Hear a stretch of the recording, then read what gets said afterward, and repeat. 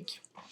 Eh bien salut à toi, j'espère que ça va bien. Donc comme tu l'as pu voir, comme tu as pu le voir dans le titre de la vidéo aujourd'hui, on va s'intéresser à une version spécifique de Betaflight, donc qui est vraiment destinée pour la course. Et donc cette version Betaflight, si tu es dans le milieu du drone, tu as sans doute déjà entendu parler de cette dernière. Et si tu débutes dans l'univers de la course de drone, tu es à la bonne place, on va pouvoir te faire découvrir un truc aujourd'hui. Donc cette version de Betaflight, c'est un fork, donc c'est une version modifiée de la version officielle qui a été créée par Limon FPV, donc Ivan Efimov. Donc je te mets sa chaîne en lien dans la description si tu veux aller jeter un coup d'œil. Il fait pas mal de contenu en anglais, donc des vidéos, des lives, etc. Basés sur le drone FPV. Et donc cette version, ça s'appelle CAC. What the fuck? Et donc ça rajoute quelques petites options donc qui sont maintenant dans la version officielle de Betaflight 4.5, mais qui ne l'étaient pas avant. Donc ça fait un peu plus d'un an qu'il bosse là-dessus et il a commencé à coder sur la version 4.4. Donc il y avait un dérivé de la 4.4 qui existait avec ces options en plus, qui ont été intégrées dans la version 4.5. Et donc, si on se retrouve sur le site de Betaflight, on voit dans le release note toutes les options qui ont été rajoutées, dont celles qui nous intéressaient, donc toutes celles spécifiques à la race. Donc dans le custom build, on va aller voir là-bas. Et donc le Race Pro, donc c'est une option qu'on peut rajouter dans Betaflight. Comme vous le voyez là, il suffit de le rentrer, on va le voir tout à l'heure une fois qu'on sera sur le configurateur. Et ça vous permet d'avoir toutes les options donc, qui étaient auparavant compris dans la version dérivée CAC, pour avoir tout ce qui est RPM limiter. Donc ça veut dire peu importe le KV de tes moteurs, tu vas mettre cette option de RPM limiter. Et tous les drones, ils vont avoir une vitesse de rotation maximale moyenne des moteurs qui vont être bridés. Par exemple, on va faire du spec à 13 000 ou 18 000 tours par minute au niveau des drones. Donc tout le monde va mettre cette valeur-là et va pouvoir voler avec les mêmes hélices. Et donc tout le monde aura le même drone avec les mêmes vitesses. Donc ça sera plus une course qui va être axée sur la qualité du pilotage plus que les réflexes et la rapidité. Donc ce qui est plutôt pas mal et ça ouvre un peu plus le champ des possibilités dans la course. Et donc ça va amener aussi quelques autres modifications, donc, notamment au niveau de l'OSD. Donc tu auras un menu d'OSD au niveau des options, on va le voir tout à l'heure quand on sera dans les lunettes, que tout sera installé, qui est différent. Donc pour pouvoir naviguer plus vite pour la course, donc, par exemple changer ta couleur de LED, les fréquences, etc. On aura également des stats de fin de vol. Donc une fois que tu auras désarmé ton drone après le vol, quand tu as toutes tes tensions de batterie, tes durées de vol, tout ça, tu pourras avoir des options, par exemple voir à combien de pourcentage en moyenne tu es au niveau de tes gaz pour pouvoir ajuster et avoir les meilleures performances au niveau de la course. Et on aura aussi ce qu'il appelle un pre-arm spec screen. Et donc en gros, au lieu d'avoir le logo Betaflight qui s'affiche au tout début, tu vas avoir si jamais tu es en spec, le type de spec que tu vas avoir, donc la limite de rotation de tes moteurs, la tension de batterie, etc. et d'autres infos qui peuvent être utiles pour les directeurs de course. Donc quand tu vas te rendre sur des courses qui sont FFAM ou internationales, FAI, autres, enfin pas mal de courses. Donc pour moi c'est le firmware qu'il faut avoir si jamais tu te lances dans la course de drone FPV. Parce que c'est pas encore le cas en France, mais à mon avis dans les années qui vont arriver, ça va être le firmware de référence. C'est le cas déjà dans d'autres pays, notamment aux États-Unis, où ils font des courses de spec.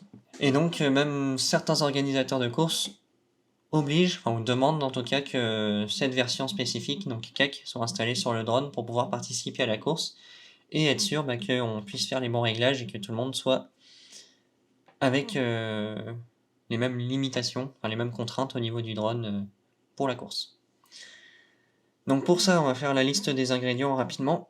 Donc ce dont tu vas avoir besoin, tout d'abord, ça va être ton configurateur Betaflight à jour, donc au moins la version 10.10 pour pouvoir installer les versions 4.5 au-dessus.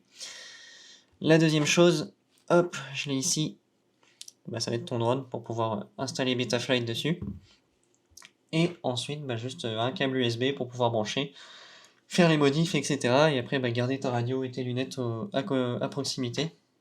Comme ça, moi, je pourrais vous montrer tout à l'heure ce que ça donne une fois qu'on est dans les menus d'OSD.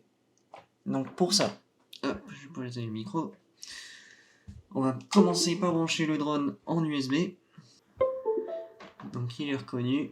Donc là, moi, je suis sur une Hobby X Rotor F7. Donc la première chose qu'il va falloir savoir, c'est la target de ta FC. Donc la target, tu vas dans ton drone, enfin dans Betaflight, et tu peux voir en haut la cible ici. Donc ça va être X Rotor F7 Conv. Ou ça peut changer en fonction de la FC que vous avez. Et si vous ne l'avez pas ici, on peut le retrouver dans le CLI, donc les lignes de commande. Hop, et là, vous tapez version, tac, et vous retrouvez votre cible qui sera flashée tout à l'heure, juste ici. Et tant qu'à être dans le configurateur, on va pouvoir faire une sauvegarde de tous les paramètres du drone que vous avez. Comme ça, si jamais il y a un problème ou quoi que ce soit avec l'installation, vous aurez tous les paramètres de votre drone, si jamais vous l'avez déjà configuré, qui marche correctement. Et donc pour ça, on va juste venir taper diff all là-dedans. Ça va vous ressortir tous les paramètres de votre drone. Et ensuite, vous venez enregistrer dans vos documents pour avoir le document en safe. Donc moi, ça j'ai déjà fait, donc j'en aurai pas besoin. Donc on va quitter. Et donc pour installer cette version, donc déjà si vous voulez mettre la 4.5, vous allez dans la mise à jour du logiciel. Vous faites soit vous recherchez votre carte à la mano comme ça, ou sinon si c'est pas le cas, vous faites détecter automatiquement et ça va vous la trouver. Donc là actuellement, il y a la 4.5 qui existe, la 4.5.1 qui est sortie. Et donc si on met celle-là, si vous voulez avoir tous les trucs de spec de drone, etc. pour la course, vous pouvez aller taper ici, donc Race Pro, vous l'ajoutez, donc il est bien apparu ici, et après en fonction de votre drone, moi là je vole en HD0, donc j'aurais pas forcément besoin de l'OSD en HD. LED strip on peut laisser parce que c'est utile dans les courses, des fois ils vous demandent même d'avoir des LED pour pouvoir avoir une couleur spécifique et qu'on puisse mieux vous spotter ou vérifier la position que vous avez en direct en fonction de la couleur du drone. GPS, il n'y a pas forcément besoin. Donc l'essentiel c'est d'avoir Race Pro, l'OSD en HD ou SD en fonction de si vous êtes en analogique ou en HD, LED strip, et c'est la majorité des choses. Et vous faites charger le firmware. Donc là, si jamais il y en a déjà un qui a été compilé avec toutes ces infos, ça vous le sortira directement. Sinon, là, ça va vous le compiler, ça va le mettre dans le cloud. Et si quelqu'un souhaite la même config que vous, ça sera déjà calculé, donc il y aura juste à la télécharger et à la flasher. Donc on va attendre que ça compile et on va passer à la manière la plus simple, donc mettre directement CAC sur votre drone. Tac, donc là ça nous l'a compilé, donc ça peut prendre un peu de temps si jamais, je sais pas, de votre connexion ou autre.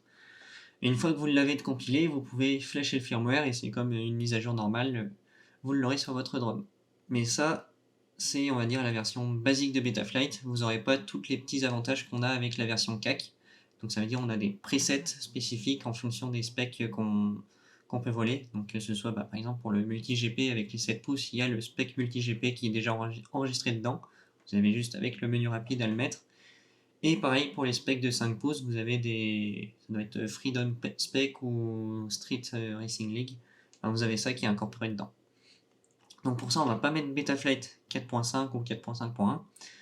On va aller activer ici. Si vous n'avez pas déjà le mode expert activé, vous le cochez. Et ensuite, on va aller chercher les Release Candidates et aller dans l'onglet Développement. Et là, pareil, vous pouvez faire chercher votre carte pour avoir la bonne target. Et ensuite, dans le menu déroulant ici, on va avoir toutes les versions qui sont en cours de développement, qui sont sorties. Et celle qui va nous intéresser, c'est la version CAC 4.5. Et donc là, pareil, vous pouvez enlever ou laisser en fonction de ce que vous avez. Moi, j'ai enlevé ça. Et on va faire compiler la version CAC. Donc comme pour Betaflight normal, ça peut prendre un peu de temps si jamais elle n'a pas déjà été compilée par quelqu'un d'autre. Donc on va entendre que ça compile et on va pouvoir flasher sur la carte par la suite. Tac, donc le firmware est compilé, c'est dans le cloud, comme ça si vous avez la même FC que moi, ça sera compilé, vous pourrez la télécharger directement. Donc là on va faire flasher.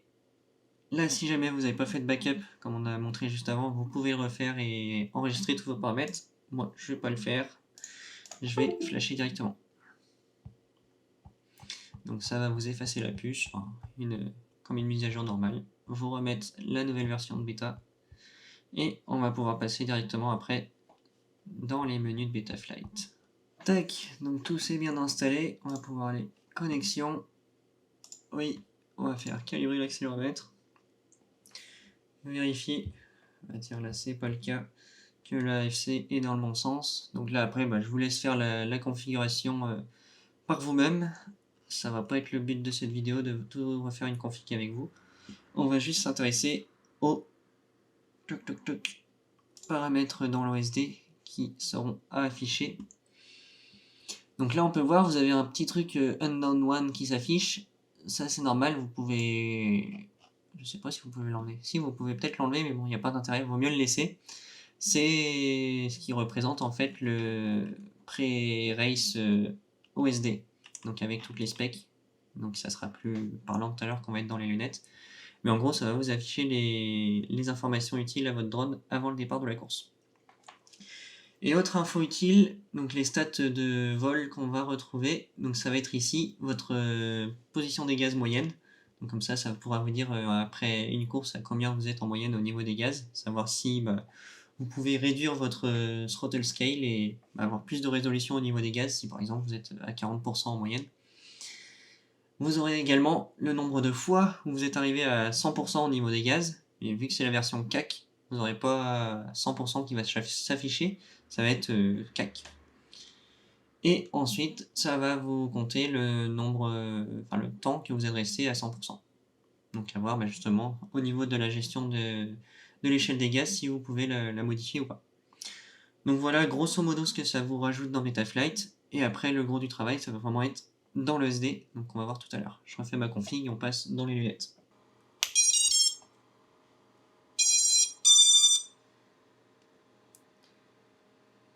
Tac, donc c'est bon avec le ventilateur ça va le faire normalement. Donc là comme je vous disais on retrouve donc sur la partie centrale donc le pre-race spec OSD. Donc ça c'est utile pour les directeurs de course. Comme ça eux quand ils ont un VRX event ou autre, un retour de votre OSD ou même à regarder dans les lunettes ou un écran, ils peuvent voir que vous êtes avec un certain nombre de RPM limiter ou pas, si vous avez du throttle limit ou throttle scale, le voltage de la batterie. Donc comme ça permet de vérifier si les gens sont bien en 6S et pas en 6S HV ou autre chose. Comme ça, vous êtes bien à 25,5 volts maximum. Et ensuite, on retrouve donc la version de Betaflight que vous avez sur votre drone. Donc là, actuellement, nous, c'est 4.5 en CAC. Et donc, si vous aviez la version Betaflight 4.5 normale, vous auriez le truc, mais sans CAC, quoi. Et pareil pour les versions à venir. Donc ensuite, la deuxième chose que j'aime bien mettre sur mon OSD, c'est en bas à gauche là-bas on voit c'est d'avoir le channel, comme ça au moins ils peuvent checker que vous êtes bien sur le bon channel et que s'il y a des interférences, c'est pas vous qui avez merdé. Et après le reste, c'est le voltage et tout pour pouvoir piloter. Donc la deuxième chose qui est rajoutée avec Betaflight 4.5 et CAC, ça va être le menu Betaflight. Quand vous mettez les deux sticks au milieu pour accéder au menu Betaflight comme ça, hop, vous arrivez avec un menu rapide, et donc là vous pouvez directement soit modifier le RPM limit, donc là vous retrouverez s'il est actif ou pas, le nombre de tours par minute maximum, et vous devez aussi indiquer les KV de vos moteurs. Donc là moi je suis en 1960, donc c'est nickel. Si j'avais une course spec à faire en 18 000 tours par minute, j'aurais juste à activer et à faire save and reboot, et comme ça le met automatiquement. Donc ça c'est dans le cas où on n'a pas forcément de spec prédéfini qui est donné, par exemple du spec 7 pouces ou du Freedom, etc. On peut le faire comme ça, à la mano, avec les KV, les max de RPM, mais on a notre truc qui est un peu plus utile, on va le voir tout en bas. Donc ensuite, on va retrouver pour gérer la couleur des LED, comme ça vous permet, si vous avez connecté vos LED sur votre drone au pad LED, de pouvoir les gérer directement de là et d'éviter d'aller avoir à appuyer sur le bouton sur votre drone pour changer la couleur, ce qui est plutôt pas mal aussi. Ensuite, tout ce qui est throttle limit, donc si vous le voulez en échelle ou en clip, donc ça j'y touche pas, c'est un peu comme dans Betaflight dans le menu des rates. Hop, ensuite si vous voulez forcer le nombre de cellules qu'il est à compter, donc ça normalement il n'y a pas à le faire, si vous n'êtes pas en 6 HV, il arrive facilement à compter le nombre de cellules. VTX pareil, vous retrouvez votre réglage ici si vous êtes en analogique, parce qu'en numérique, ça passe soit par les Walksnail, les DJI, mais bon, il y en a rarement en course, ou sur les HD0 directement. Tac. Et ensuite, on va retrouver l'onglet qui est spécifique au firmware CAC, c'est tous les presets de course spec qui existent déjà. Donc, par exemple, le Freedom Spec de mémoire, c'est une base de 5 pouces. Et donc, comme vous le voyez, hop, ici, on va limiter les tours par minute à 18 000 tours, comme on l'avait tout à l'heure au tout départ dans la modification manuelle. Ensuite, le second, ça va être le Multi-GP Pro, donc pour les courses spec de 7 pouces. Et donc là, on voit, ça va nous le limiter en 13 000 tours par minute. Mais ce qu'il faut faire gaffe, par exemple, je vais me le mettre celui-là, donc là, ça va être direct reboot. Et on va le voir dans le Quick OSD, bam, on est en 13 000 tours par minute. Mais le truc qu'il fait, c'est que normalement, on est à 7 pouces. Les 7 pouces, tu mets du 1300. Lui, il a changé les KV, donc ça, faudra faire gaffe à modifier, parce que les tours par minute, il les calcule en fonction des KV de votre moteur. Donc là, on va pas être bon au niveau du calcul. Donc pour faire ça, hop, ah oui, aussi, avant de changer, on voit tout en bas, on est passé avec le spec Multi-GP Pro en 13 000 tours, et on a le petit icône, si j'arrive à y aller, qui tourne ici pour montrer que vous êtes bien avec cette version-là. Et donc pour modifier les KV des moteurs, là, on peut aller RPM Limit, et aller modifier directement 1300, etc. Bon, là, je vais pas le faire, je vais repasser directement en Spec Freedom, et donc là, pareil, ça reboot directement le drone. Je vérifie que le ventilateur tourne toujours sur le drone, c'est bon. Et donc là, on voit Freedom Spec tout en bas. Donc on est en 18 000 tours par minute. On le retrouve là. Ça nous a bien remis les 1960 kV. Donc là, on est bon. Pareil au niveau des pôles, normalement, ça s'est mis dans Betaflight. Si vous êtes sur des moteurs en 2207, vous êtes à 14 aimants sur le rotor. Donc ça, il n'y a pas à toucher. Et donc voilà, grosso modo, ce que ça vous change. Et donc après, là, vous avez donc le spec qu'on a vu. Et vous pouvez retrouver aussi le menu principal, enfin le menu normal de Betaflight ici, pour avoir vos profils, les features avec le Smart Audio si jamais vous êtes en analogique, l'OSD, etc. Donc voilà pour ça. Et donc si on met les autres modes, donc au niveau du spec, on peut voir donc le Mayhem en 24 000 tours. Ça va être plutôt pour du drone. Tac, donc il va être sur du 5 ou 6 pouces parce qu'on est sur des KV à 1960. Donc ça va être avec le Freedom Spec, une des specs je pense qui peut être utilisée le plus sur des drones 5 pouces pour faire du spec en 5 pouces. Le TT, ça je sais pas du tout ce que c'est. Donc TT, à mon avis, ça c'est pour du to-speak vu le nombre de KV que l'on a et le nombre de tours par minute aussi. Donc vous avez du spec en to-speak qui existe. Ça c'est bon à savoir.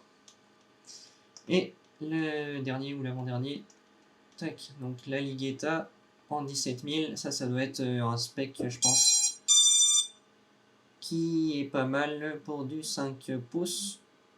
Ouais, c'est ça, on est pas mal. Donc on reste sur des moteurs 14 pôles, donc du 22 ou 2307, 2306, 1900 à peu près kV, donc ça sera arrilé par la suite, mais bon, ça vous met déjà en 17 000 tours par minute.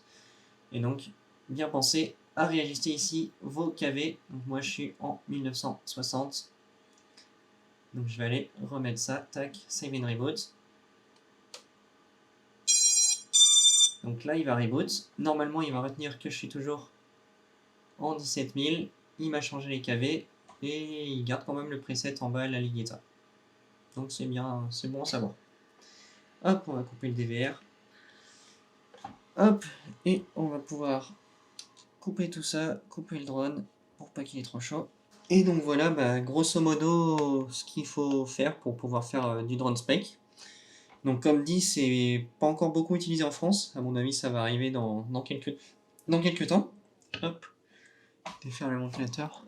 La trace des lunettes sur la gueule, nickel.